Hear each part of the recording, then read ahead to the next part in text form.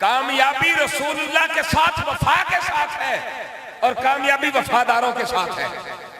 ہاں جنہوں نے 2 نمبریاں کی. ہم نے کہا فرانس نے گستاخی کی ان کا سفیر نکالو، بجائے سفیر نکالنے کے جنہوں نے یہ مطالبہ کیا ان کے 27 بندے ایک مرتبہ گرا دیے، 16 بندے پھر گرا دیے، درجنوں اپاہج معذور سینکڑوں زخمی کر دیے. پھر جب احتجاج کیا 12 ربیع الاول شریف کو یہ احتجاج شروع ہوا تو کہنے لگے جی ہم لاہور نہیں نکلنے دیں گے، جو لاہور نکلیں گے کچل کے رکھ دیں گے. پھر یہ عاشقان رسول لاہور سے نکلے گے نہیں، ہاں جی. پھر کہنے لگے جی ہم 32 چوک پر کراس نہیں کرنے دیں گے، 32 چوک پر کراس ہویا کہ نہیں.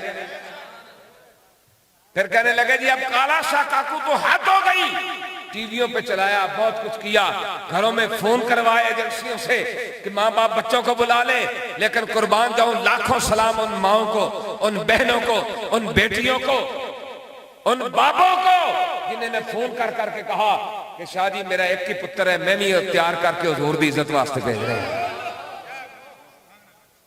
میرے پاس وہ ریکارڈ موجود ہے جتنے لوگوں نے جب گولیاں برس رہی تھی اور ہمارے سامنے لاشیں پڑی ہوئی تھی اس وقت فون کیے کہ شاہ جی میں نہیں اپنا پتر بھیج رہے ہیں. کسی ماں نے کہا میں نے بھی اپنے بیٹے کو تیار کر کے بھیج دیا، وہ آپ کے پاس پہنچ گیا ہے.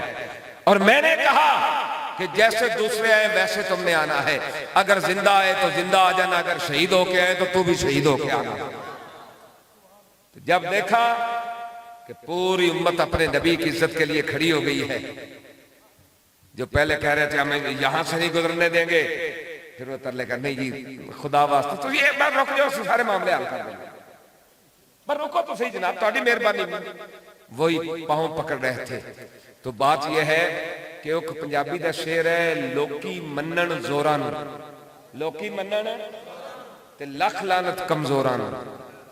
اس تو مراد کی ہے کہ جڑا دیکھ رہا ہوئے ظلم ہو رہا ہے اور چپ کر کے بیٹھ جائے، نہ ظلم دے خلاف اٹھ کے کھڑا ہو جائے، ظلم دے خلاف اٹھ کے کھڑا ہو جائے.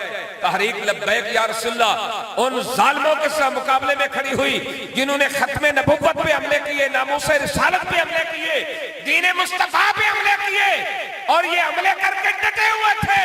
قبلہ امیر المجاہدین میدان عمل میں آ گئے.